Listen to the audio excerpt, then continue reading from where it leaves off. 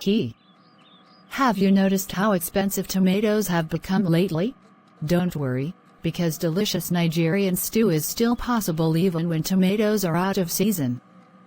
Today, we are making a rich and flavorful green vegetable stew using simple local ingredients like ugu, Efo Tete, peppers, scent leaves, and groundnuts. Let's get cooking.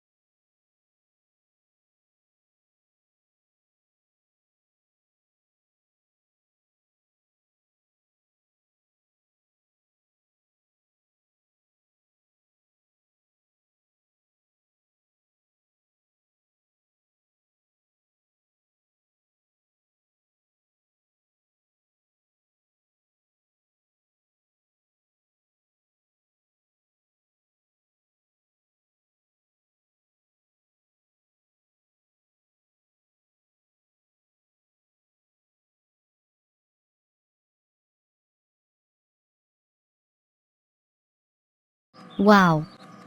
Can I have some more? Please. You mean you eat? But, you are in Africa. I mean I. In Africa we all eat delicious meals.